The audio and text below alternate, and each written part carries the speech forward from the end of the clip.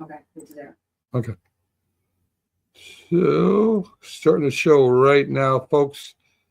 Thanks for being patient. Introducing National Streaming Sports, live and on-demand sports talk programming that you can access 24/7.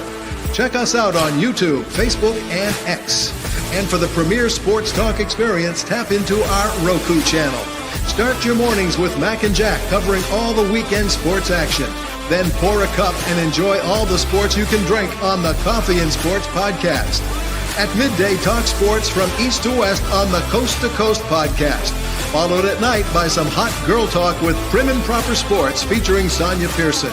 Talk boxing on the Gloved Fist. Yankee fans tune in for Start Spreading the News.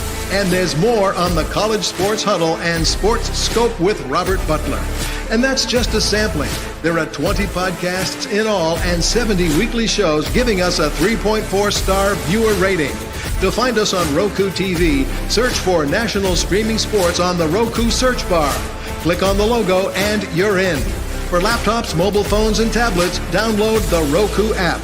National Streaming Sports, live and on demand sports talk for America. Football season is here, and SeatGeek is my go-to for buying tickets. Now, with SeatGeek, every single ticket is backed with their buyer guarantee. We've all had plans change, and when you can't make it to the big game, SeatGeek has you covered. They're the only ticketer that allows you to return your tickets ahead of the event for credit with SeatGeek swaps. So when things come up, I know that my tickets won't go to waste. So what are you waiting for? Download the SeatGeek app to maximize your possibilities and shop live events with confidence.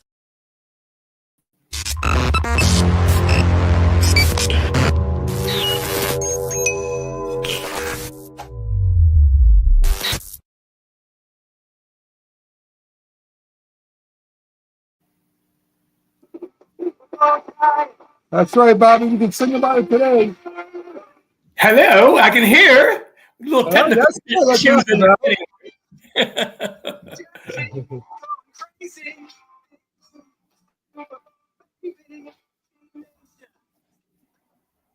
Yes, folks, we'll be talking about the 1986 season, of course, the 1987 Super Bowl. I'm your host, Mac, with your co-host, Big Bobby G, as we talk everything Giants. And this is going to be like a Super Bowl special, because we're going to talk a little bit about the Giants and the Eagles. You know, the similarities, the differences. Bobby, you know, I mean, the first instance we could talk about is, of course, they're from the NFC East. And back in the 80s, the NFC East was a pretty strong conference. Yeah, no, I mean, they all took turns, you know, from the Dallas Cowboys to the Washington Redskins. The Eagles missed out on some of the Super Bowl runs that the other three did make during the 80s, 90s, 70s for that matter. But the Eagles did make this Super Bowl against the Raiders and ended up coming up short back in 1980, I believe. It was a 79 season, the 80 Super Bowl, I believe it was. Yeah. So we've been from the 80s to the 90s. The NFC East has represented the NFC numerous times in the big game. And it's so funny because I can go back to the beginning. I think I said this to you a few weeks ago. The beginning of our show, we go back to September. I remember, and I said it, so I'm gonna own it. I said I doubt we would get two teams from the NFC East in the playoffs. Never mind the NFC Championship game and the eventual Super Bowl winner. So I did not see that coming. But we had another banner year as a conference. Our conference has always been one of the stronger conferences, predominantly through the history. The modern day history of the Super Bowl era. So the NFC East has always been well received as one of the tougher conferences to play when we're playing interconference games against other teams. So we also go with the big similarities. They both won 14 games. Of course, 14-2 back then. It was only 16 games. 14-3 this year with the Eagles. And I guess if you want to start with the first opposite thing, I mean, they both have good running games. I mean, Joe Morris had a great year. Of course, Yes. Saquon Barkley has a record-setting year. But a quarterback, you got a running quarterback versus a pocket quarterback in Phil Simms. Right. And, it was funny because I was looking at some old highlights of Phil today, back in the 86 season. He did tuck it and run it a few times when he had to. And he got some decent yardage. Of course, they were probably timing him with a calendar, but he got some decent yardage anyways when he did have to get outside the pocket and try to make some things happen with his legs. But certainly, he's no Jalen Hurts, that's for sure, when it comes to running. And Hurts had some outstanding runs yesterday. I know I chimed in on your show this morning that I thought that the Chiefs defense did an outstanding job game planning on Saquon, where maybe the Denver Broncos didn't do that as well against the Giants running game. But Phil Simms was so prolific as a thrower in that game. Still holds the record. I want to say he was 22 of 25. Yes. With 2 drop passes. Yeah. So, I mean, of course, that's part of the game. Receivers do drop passes. Yeah, but still, as you said, he's the MVP. Jalen Hurts is the MVP. Right. I guess you could say that, and again, I think Hurts, if I'm not mistaken, was like 17 to 22, very proficient. Yes. 221 yards, 2 touchdowns, and of course the running difference with Phil. But I mean, back then there wasn't a lot of running quarterbacks, Bob. No, it was a whole different game. I mean, now I know teams, GMs, coaches, they're when they're scouting all these quarterbacks coming to college now, they really want a dual threat quarterback who can put pressure on the defense, either throwing the ball or running the ball. Back in Phil's day, you stood back there, you read the field, and in a lot of ways, I think quarterbacking was harder because so many times now in the modern football age with the running quarterbacks, it's 1 or 2 reads and they're tucking and running. Right. Phil would go back there. He would look 2, 3, 4 times down the field and maybe come back to the other side of the field again before he'd throw the ball. Different type of quarterback, different type of strategy, obviously, but different time too. Yeah, you sound like an old person right now, Bobby. I just thought I do. I'm going back and forth here. Maybe I should shut up. I'm showing my age. So, I mean, Saquon was held in check for the most part, which, I said all week, I like an idiot, I flipped my pick to the Chiefs at the end. Didn't stick with the Eagles. I was with the Eagles all week. Well, since they announced the Super Bowl. So you flipped on Sunday to the Chiefs after you told me all week long the Eagles are going to win the game? Yes. The Eagles going to win the game. Yes, I would have rooted for Saquon. I mean, a former Giant, but I mean, it just, I don't know. Something got to me. I don't know what happened. I think my wife, I think a producer, she was going with the Chiefs. So she talked me into it. She talked you into it.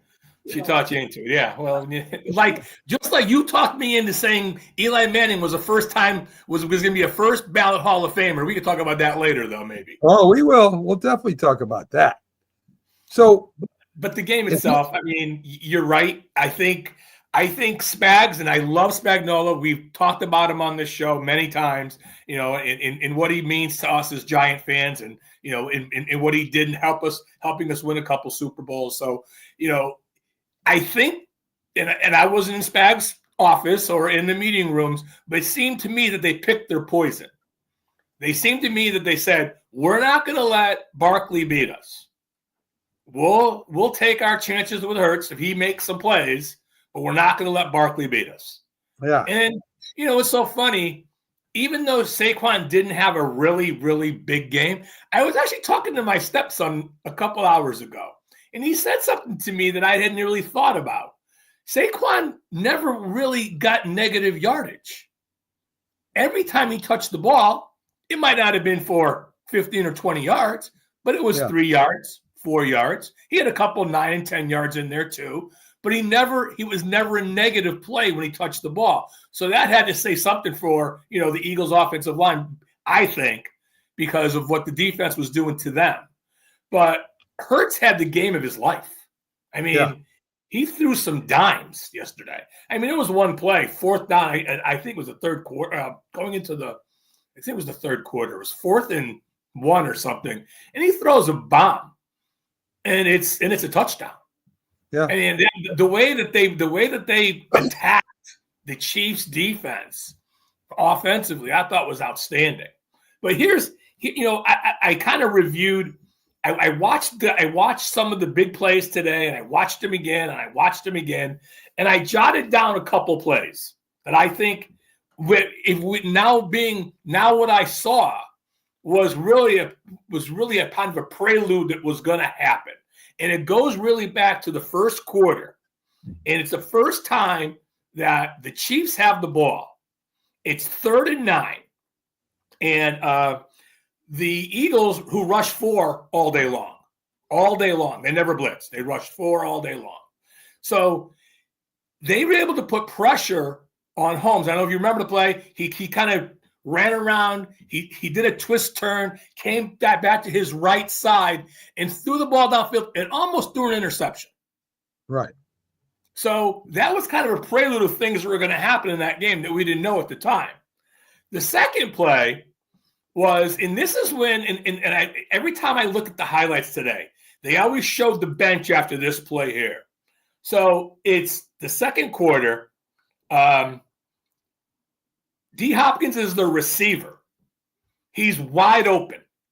And I don't know, I know they're saying he dropped the ball, but he was kind of stumbling before the ball got to him.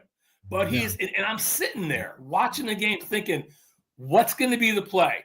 What's going to be the play that the Chiefs are going to say, this is the play we're going to mount on, and we're going to just build on this one great play that we're doing, and this is going to be the play that hopefully turns this game around for us and puts us in a position to maybe make a run here. And I think that play was the play, because if he catches that ball, that's a touchdown. There's nobody around him. If it's not a touchdown, they're down to the 5-10 yard line, and who knows what happens next. But there's a couple other plays in there too. But those two really stood out to me today when I was looking. So if Hopkins falls down, this is the best part. Hopkins falls down. The ball hits the ground. They pan to the Chiefs bench, and one Chief fell off the bench. That's how devastated that play was to them. I think that was really another kind of what we were going to see in the second half and through the third quarter, and really what the Eagles were going to do. And if I had this knowledge then, I could have went to bed and got more sleep than I did last night. So I could have just turned the TV off, because they were going to rush 4 all day like they did. They were going to get pressure on Mahomes all day long, which they did. Ended up with 6 sacks, I believe, in the game. They hit him after he threw the ball a number of times. But and I guess I can maybe go to a couple plays in the fourth quarter. And this is going to be for the Chiefs. When he did have time, and I think I know this Worthy kid's pretty good. And I didn't realize he was out of Texas. He's a rookie. I think he was a second-round draft pick last year. He's a pretty good wide receiver. And when they took their shots downfield, and Mahomes did do that, but it was a little too late. They were able to make some plays. And I'm sitting there wondering to myself what might have been as I'm watching these big plays happen in the fourth quarter, when really the game was over. Well, let's go back, because you're jumping way ahead. You're in the fourth quarter already. All right. I'm just thinking about plays I was thinking about. Let's go to the first half. Yes. So the biggest thing to me was the Eagles were not scared to go on fourth down. They went on fourth down all the time during that game, except for maybe at the end when they kicked field goals. Right. But the Chiefs were punting all the time. And at the halftime, when they came out, when they asked Andy Reid what are your thoughts? What do you plan on doing? He says, well, just keep playing our football. Well, Andy, this is not working. I know. Your football right now is not working. Right. So I mean, there was a big difference there. The Eagles seemed fired up. The Chiefs, you mentioned Chris Jones falling on the ground. The Kansas City looked tired. They looked rattled, especially Patrick Mahomes. Oh, yes. I've never seen Patrick Mahomes that rattled. And, Jalen Hurts looked calm. It looked like it was just a regular game to him. Yeah. And 2 years ago, it was kind of different. It's, the fumble and all this stuff. Well, now Jalen Hurts, as we said, is now an MVP. And, well-deserved. Really was. Absolutely. And I don't want to beat up people after the what did Kelsey do to help Mahomes yesterday? I think they just covered him good, Bobby. They knew they were going to Kelsey. He only had 3 balls thrown at him by the third quarter. That was it. Yeah, I think like 30 yards or 30, 40 yards in receiving. Yeah, I mean, he did. Mahomes couldn't find him. Mahomes, like I said, the people in front of him, he's throwing a pick 6. In the running game for the Chiefs was non-existent. I think they ran. Let me see. I think I got it here. 7 rushing attempts, 49 yards. They didn't even attempt to run the ball.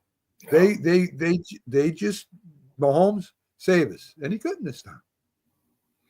I don't remember seeing a lot of plays like this. And I know they tried to throw a screen once, but I don't remember. I only remember trying it once. I don't remember them trying another. You got to slow down the rush somehow. I don't know if they didn't roll Mahomes out enough. They could have done other things, I thought, to buy some time for him, and they just didn't do it. They were almost like they were shell shocked. Like, how is this happening? How are they getting through our offensive line? Yeah. How are these four rushers beating up our 5? And did they to me, they just looked like they were a shell shocked team, didn't know what to do and how to do it.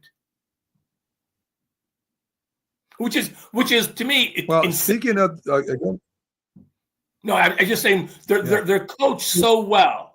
So for them to look that bad and not make any type of, well, we need to do this or we need to do that, I saw no adjustment. They just kept running them back there, and we're going to throw the ball down the field like we always do, and it wasn't working. And they didn't try to do anything different.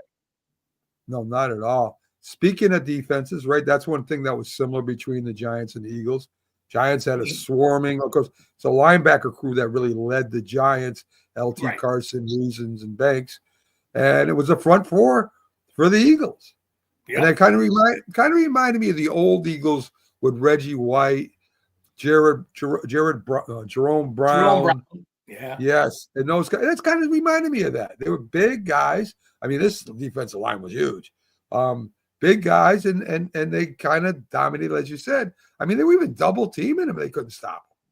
No, and I know there was maybe one offensive lineman on the Chiefs playing out of position, but it shouldn't have been a jailbreak with one guy out of position, I don't think, especially on a team that's a seasoned football team, has been through the battles, had a hell of a year, beat some really good teams in the playoffs to get to the position they were in yesterday. Yeah. And to come out like that and lay an egg, I mean, they were outplayed, outcoached. I mean, I can't say enough. I'm trying to find some positives for the Chiefs. That's why I mentioned the fourth quarter, because that's the only quarter I could see that they had anything positive happening for them. But I could not see any while that game was in. While it was in, I guess while they had a chance, they had no chance. If that makes any sense. Yeah, I mean, it was decided by the third quarter. Game was over. Yeah, the game was basically over. I think I texted you in the second quarter, and I said if they score here, the game's over. And they did. They would end up scoring. Yeah, and I mean, I guess you could say another similarity. Of course, I think Bill Parcells, based off his history, is better than Sirianni. But they both get their first Super Bowl win. Right. So they both got a Super Bowl win. your defensive coordinators, Bill Belichick, who I think maybe gets the edge over Fangio, Vic Fangio, Yep. but Vic Fangio, Very great good. job. Very good. Very, Great very good. Great game plan. They had them confused from the opening snap of that game. Great game plan from the defense side of the ball there, and a hell of an offensive game plan also. Who thought? And you saw the offensive game plan. Okay, fine. You're going to take Saquon away. Well, we got some pretty good receivers of our own on the outside here, and we're going to go over the top of you and see if you can stop us. Yes. And they couldn't. Yes. So, And I think in a weird way, the Giants Super Bowl was a bit different because when the Giants won their first Super Bowl, a lot of it was, Mark Bavaro catching some balls, Zeke Mowat catching some balls. It was more of a tight end running type of game that we played that particular day. I mean, Phil threw the ball 25 times, but that was no, I wouldn't think that's a lot. Really, now that's nothing when it comes to throwing the ball in today's football games and how the quarterback position's played. But he was very efficient, just like Hurts was very efficient, made plays when they had to. Phil didn't, unfortunately for the Giants, we didn't have the great outside receivers that the Eagles have. I mean, there was a flea flicker pass to McConkey that got us down to the 5-yard line, if you remember that play.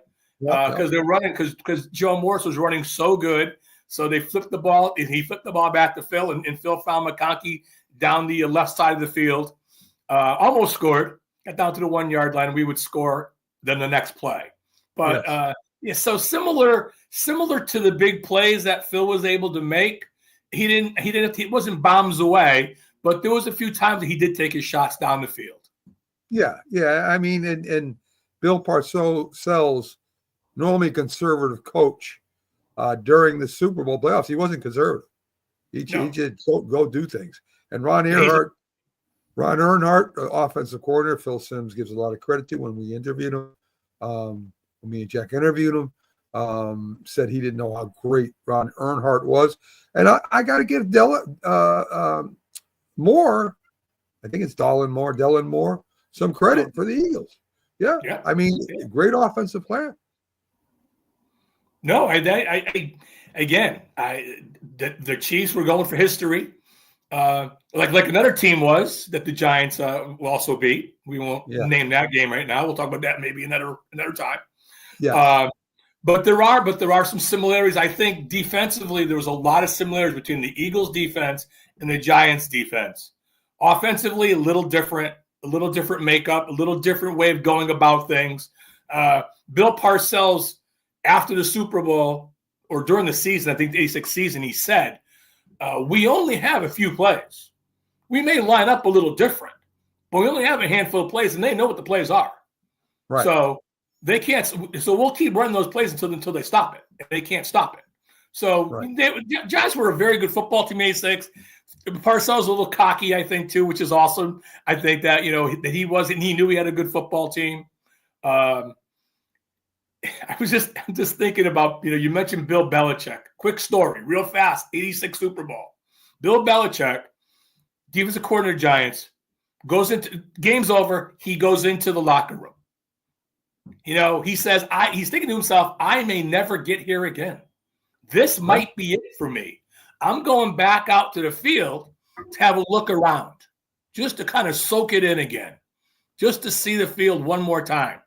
He goes out there, looks around the field, looks at the scoreboard, sees the score, 39-20, turns around, goes back to the locker room, and was not let in by security because they didn't know who he was. Yes. That's a true story. That's a true story. He thought he was going to miss the bus, but somehow he convinced someone to let him back in. But that's a true story. What are your thoughts on the tush push? Some teams, of course, want to ban this because it's almost guaranteed when the Eagles run it. Not many teams can run it like they can. I don't know if any team really can run it like they do. Buffalo is really Josh Allen, left, Josh Allen right. Yeah, he's maybe a little bit bigger than Hurts, but What are your thoughts on that? So I always think of it this way when it comes to professional sports in general. But now we'll talk about football.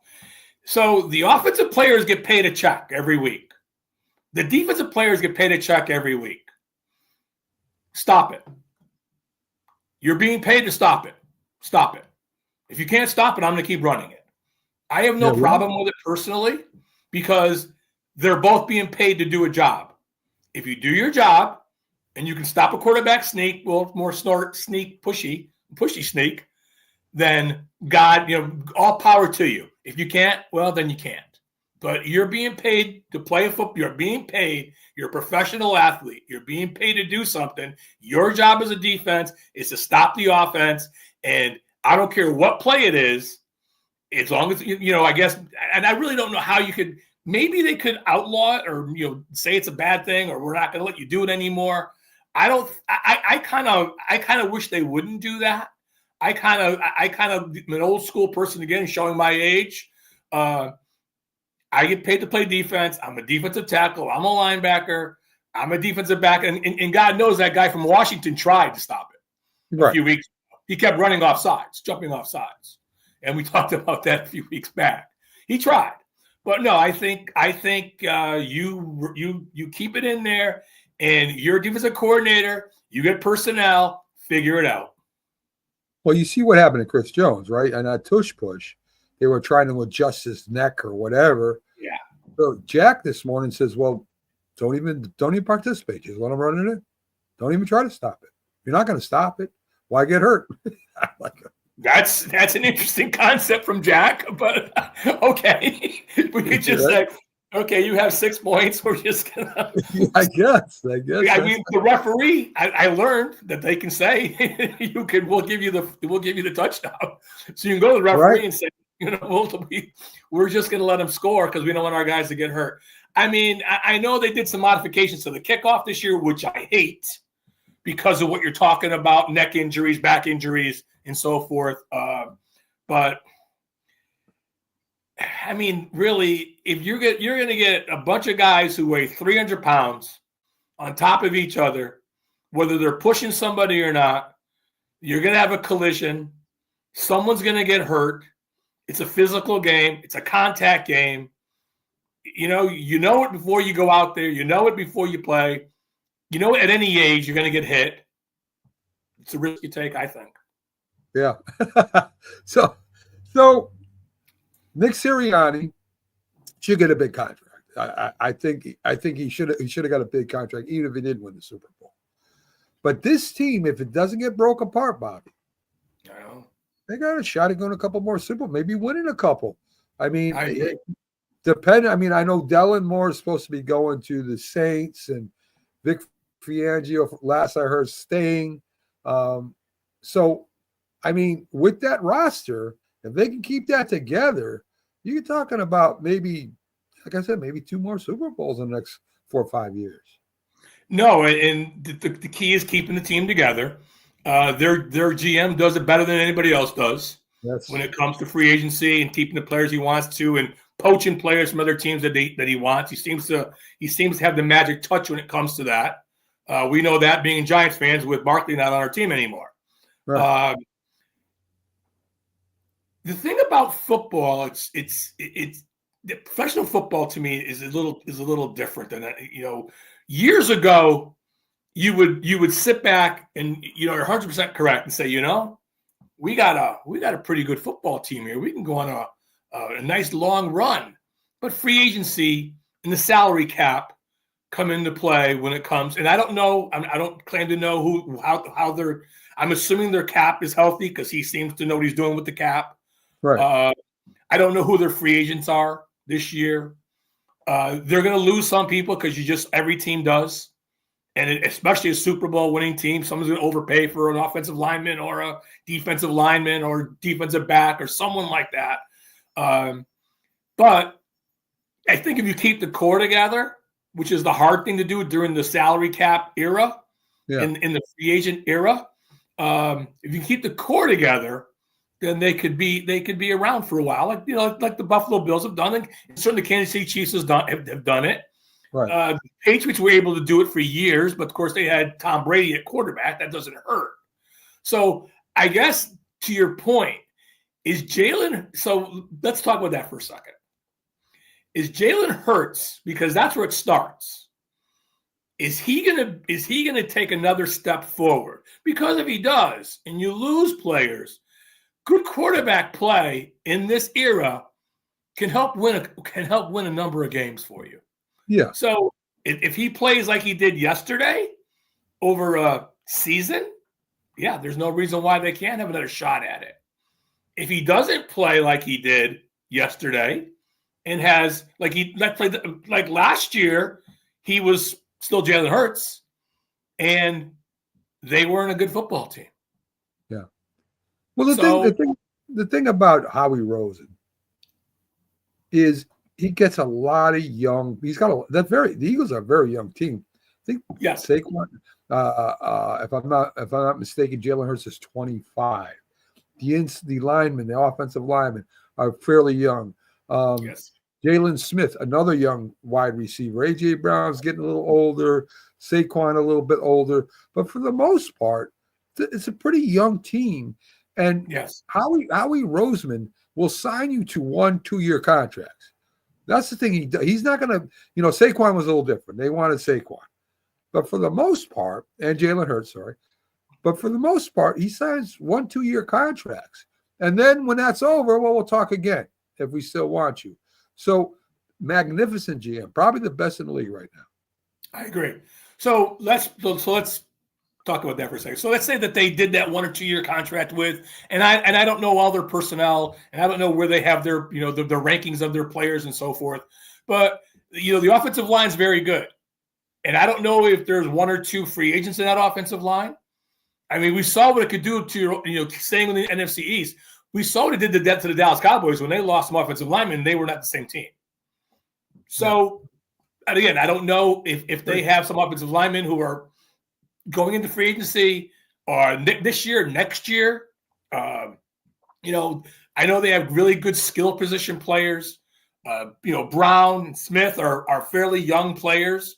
They're going to want to get paid. The problem is in this era, everyone wants to get paid. And if you can, and Howie can find people who are equivalent to that either through the draft or through free agency at a lesser rate, then I just think it's trickier now. That's why with the Chiefs, I thought yesterday, what the Chiefs were about to do was really unheard of, to win 3 Super Bowls in a row. Because going back, I'm going to get old again here. Going back in the 70s when I was a teenager, there was some great Pittsburgh Steelers teams. There were some great Dallas Cowboy teams. Yeah. They didn't win 3 in a row. Yes. And they didn't have free to worry about. They didn't have free. When you were drafted and you were signed by your team, you were with that team most of your career, all your career. Yes. So they would decide, I'm going to move on from you after 10 years or 7 years or 8 years. And so what they were going to accomplish, I thought, was really outstanding to do. Didn't happen. But maybe free agent helps that too. Maybe you can take pieces from other people, from other teams, plug them into your system if you find the right pieces. Yeah. I mean, the only team that I could say that was maybe and again, these guys played for their team for a long time was the Green Bay Packers, right? I mean, they won 3 in a row and 5 in a row, or whatever they did back then with Lombardi. I don't know. Some of them guys could still play the game today for sure. But I mean, you're talking a different ball game now, Bobby, for the most part. Yeah, you're talking about a running. We're gonna take the ball, run it down your throat. You need to stop us. If you don't stop us, we're gonna win. And we'll pass the ball to keep you honest. And that was the game back when Green Bay was winning all those championships. They had great running backs, Paul Hornung and Jimmy Taylor, and they were a good football team. I mean, one of their best receivers was Max McGee, and he was kind of a clown. Yeah. So I mean, even though he had a great Super Bowl, but he'd rather be out partying all night long than worrying about a football game the next day. Yeah, he was a fun guy in the locker room to have around. So what are the Chiefs going to look like next year, the year after? I mean, That's a great question. See, that's even a better question I mean, because you got to go back now. Lick your wounds. Does Kelsey come back? He's 35 years old. right? Do you go through that again? I know he said during the season I love playing this game. I see myself playing for 3 or 4 more years. That make you 38, 39 years old. Yes. Does he come back? The Chiefs, besides Worthy, I thought he was who was a rookie, so they got him for 5 years, first round draft pick. I mean, after Kelsey, Smith-Schuster. I think the Chiefs, are going to be in the market for a wide receiver. I do too. I haven't looked at the free agent. Nobody's tagging people yet, so I don't know who's going to be available on the market for free agent. But I see them taking a big stab at like a T. Higgins or someone like that to help offset with the young kid Worthy, maybe someone like T. Higgins who could take him underneath his wing and really show him how to be a professional football player. Do they need something in the running back arena in that room? Probably. They could probably use someone. I don't know who that someone's going to be. Offensive lineman, Bobby. Offensive lineman. I was getting there too. I was just kind of starting back forward, and Right. they need some offensive linemen. Yeah. Because they got to protect their crown jewel. Because if they don't protect them, that's what happens. What you saw yesterday. If Mahomes isn't protected, it's funny how we always think quarterbacks. We put them up on a pedestal so high that this person is. But it's funny when you don't protect the quarterback, when he's rushed, when he's hit. No one likes to be hit. Yeah. Especially quarterbacks. Yeah. So, he got hit in the mouth a lot yesterday. He worked for the chops. He did it. And on the other side of the ball, Jalen Hurts sometimes could have stood back there and read a book. He could have took AJ Brown's book and read it for a while and then threw the ball, right? So Exactly. he had a lot of time to read the field, and he hit Goddard. He hit number 83. I forget his name right now. Goddard had a decent game, not great. Dotson, number 83, yes. And Goddard had a good game too. So, he did spread the ball. Barkley had a few catches. He did spread the ball around, and he had time to do it. So he threw only one bad interception, and I thought that was it. I thought the Chiefs were finally gonna start putting the pressure on him the whole game, like 2 years ago, make him rush the ball, make him throw bad passes, but they didn't. It didn't. He stayed calm. Hurts made one mistake. He threw the interception. That was the only mistake he made all day long. Was that one mistake? Yeah. What are you going to do? Listen. So anyway, let's see. Anything else I want to go over here with you? Of course, Philly jumped out to a fast lead and kind of beat up, how we would put it, the Chiefs. The Giants got off slow, and then they took off in the third quarter. So a little different there, right? It was more like the Chief fans were waiting for what the Giants did against the Broncos, right? But they couldn't do it. So but even you go back to the Giants game and you look at a couple plays in that first half, and what I thought was a turning point in that game was the Giants held. So two things happened in the first half that was kind of what we were going to see in the second half from the Giants. And it was both from the defensive side of the ball. One was the Broncos were at the 2-yard line or 3-yard line. They were inside the 5. And Elway was a running quarterback. Yeah. They had a pretty decent, they had some good backs in their running back room. So okay. Not great. They were good. Yes. So they run the ball at the middle, they get stopped. They run the ball to the outside. Carl Banks makes a great play and stops them. And then Elway tried to do like a bootleg, maybe it was a bootleg run pass type option. Giants stopped them. So the next play, they bring on the field goal team. and I forget the field goal kicker's name for the Broncos. He misses the field goal. Okay, so that was a good thing. It was a very short field goal. He missed it. Right before the half ends, the Giants defense gets a safety. Yes. On Elway. And it was 10-9 at that time. And it's halftime. But I think from those two plays, and they happened their next couple times of having the ball.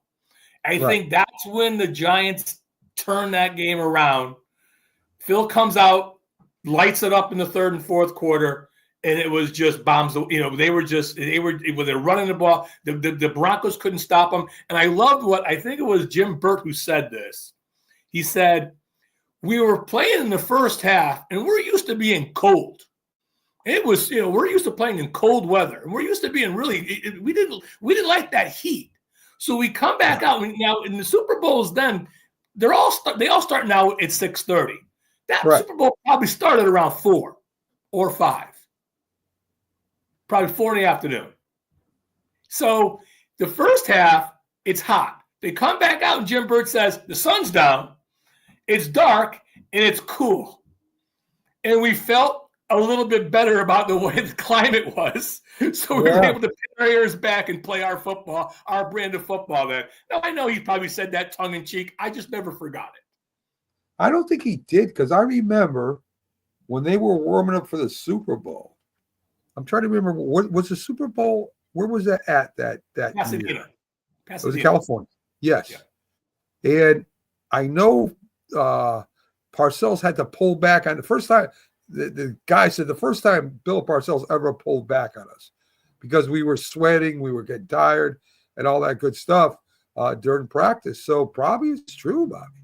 I mean, you're used to. I mean, Bill, right now they all practice and I like to call them in their pajamas, all week long leading up to the game.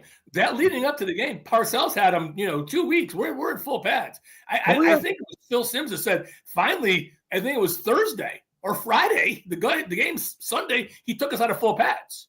So for 2 weeks, he's got these guys in full pads hitting each other, and that's just the way he coached. And then again, different era, different time. I mean, the scouting combines 2 weeks from Thursday. They'll all be there in their pajamas. And because they're in their pajamas, not playing football, somebody will just climb up the ladder. But we'll talk about that another time. But that's what I think about now. Football players is that I don't know. I know the collective bargaining agreement and the players union, and they negotiate these types of things in there. So how they practice, when they practice, what they wear in practice. So the game's changed. I understand that.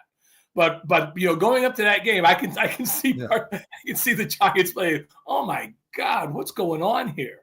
And the Giants made some, during that year too. It was Bavaro's rookie season, and he was a hell of a ball player, and the Giants were a tough football team then. I remember, I want to say it was a third or fourth game.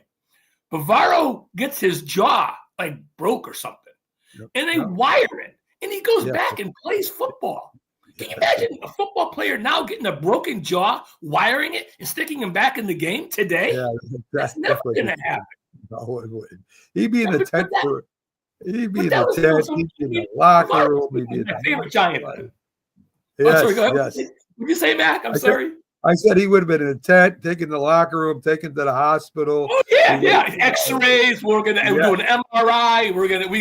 We've got nurses and doctors coming in all week long to look him over. Oh, he'll probably be out we're thinking about putting him on IR today. He's back in the game a couple plays later. I mean, that was the Giants team then, though. There were a lot of tough ball players. Ronnie Lott cutting off his fingers so he can keep playing. That's right.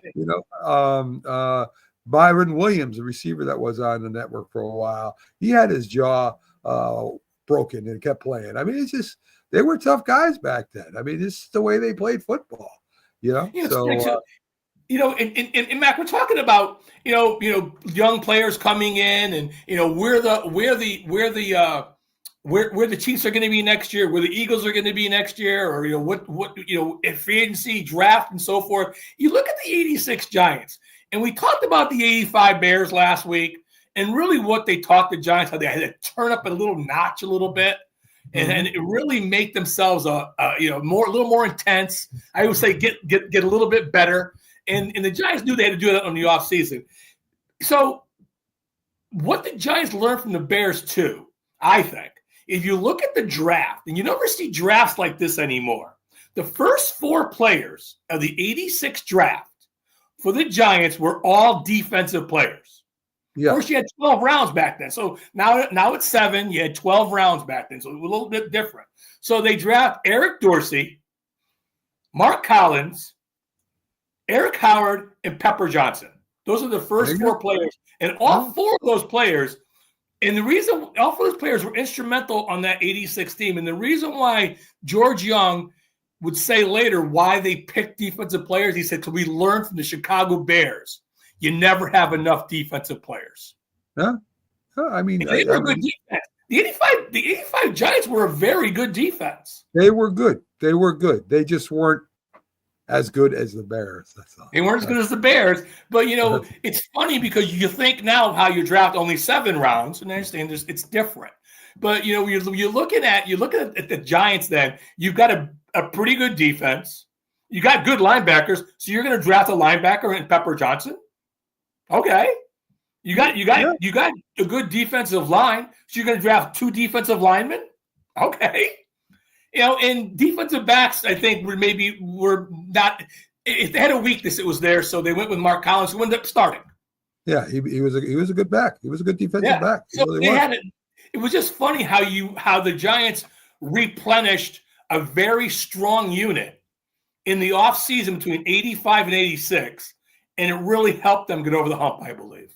And it made them a better defense. So going back to the original question as far as the Chiefs and the Eagles, what are they going to do? I guess you could always look to the draft, which we don't know is going to happen yet.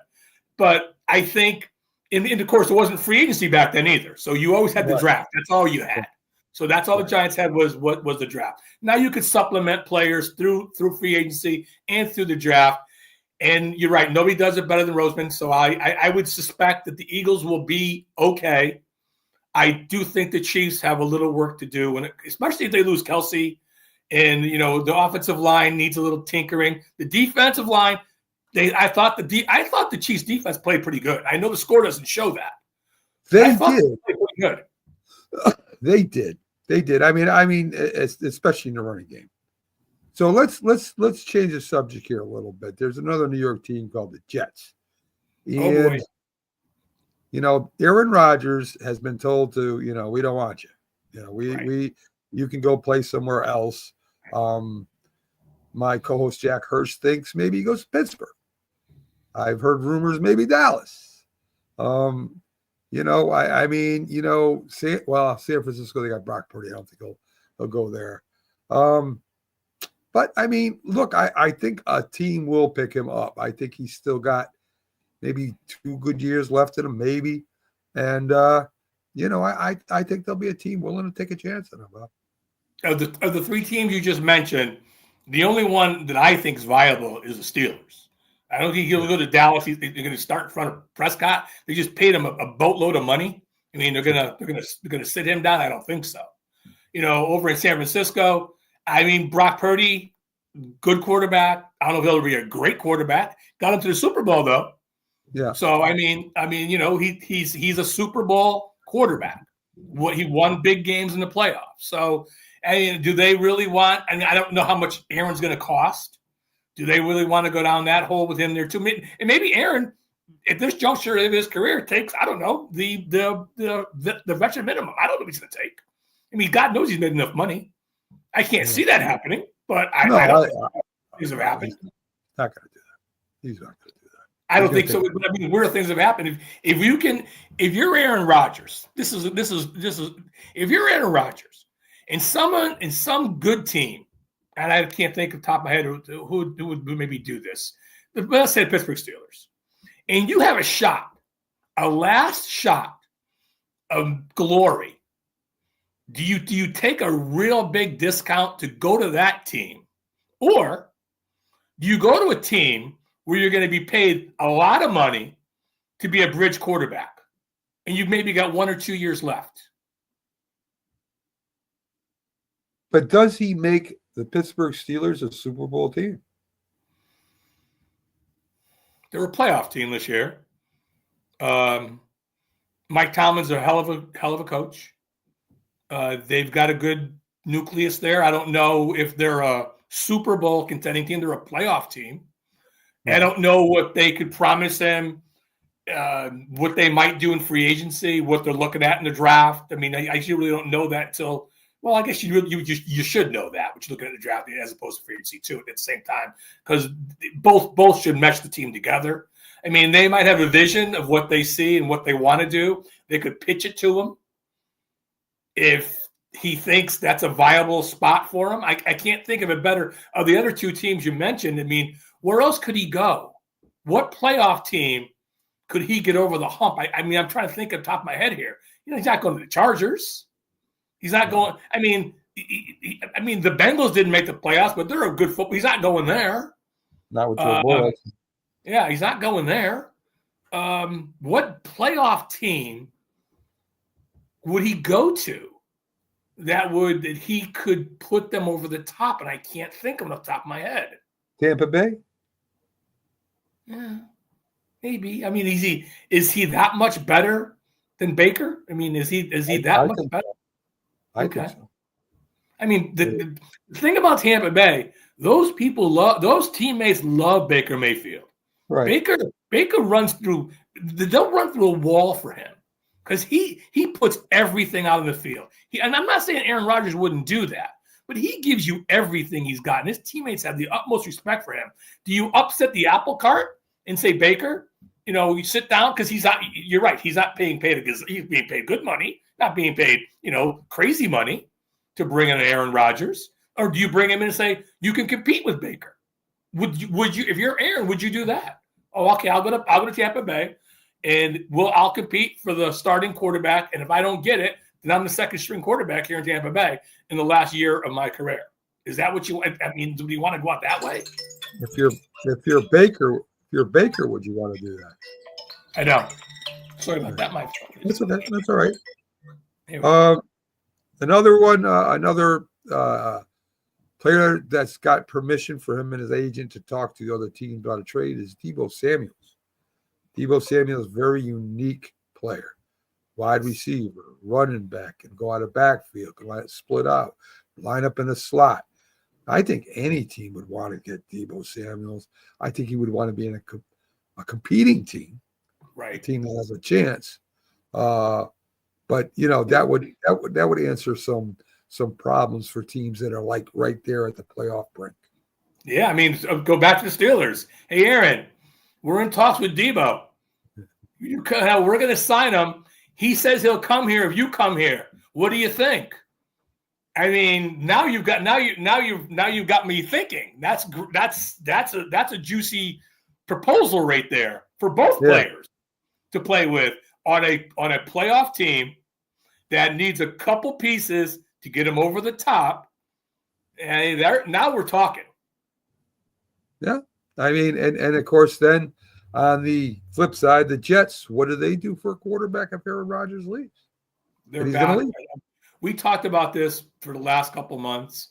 I did not. You've always said I've been telling you I don't see him back there. They're not set up to win now. I really think Aaron wants to go to a team. And if I was him, I would too. You want to go to a team at 39, was he 40 years old? 40, 41, something like that. 41. So I'm 40 years old. I want to go to a team where I could win now. The Jets are not going to win now. So they're going to have, and this is like their fourth or fifth bite of the apple when it comes to a quarterback position over the last X amount of years. That's how hard it is to get these quarterbacks right. That's what scares the heck out of me with the Giants coming up in the draft and reaching for these two kids who I happen to pull up an ESPN, and I don't mean to switch gears here, but we're talking about quarterbacks in the draft. But these guys are ranked 17 and 18 in the ESPN ranking of college players coming out for the draft. So, I mean, the Jets are in a tough spot, as are the Giants, with high picks and not a lot of really good quarterbacks to choose from. So they're going to, it's that's why Aaron Rodgers is so, I would think, so valuable maybe, because there's just not enough good quarterbacks out there. That's true. Real quick answers to this, Bobby. It's like a flashcard thing. Commercials sucked or were good? I always like the Doritos commercials. Other than that, they always seem to be the best, and they were okay. I like the Doritos commercials. The other ones I can't. They were so good I really don't remember them. Okay. All right. Okay. Halftime show. Terrible or not? So the halftime show is not my cup of tea when it comes to music. So so to the halftime, my wife was upstairs and I went up to talk to her for a while. So I didn't really watch the halftime show. So I am like, if it's a country band, I'm watching. If it's not a country band, I'm probably not watching the halftime show. No, there was definitely not a country band out there. No, I know that. So I was watching the halftime show. All right. Folks, thanks for tuning in to the Big Blues Brothers show with Mac and Big Bobby G. Will be back next week.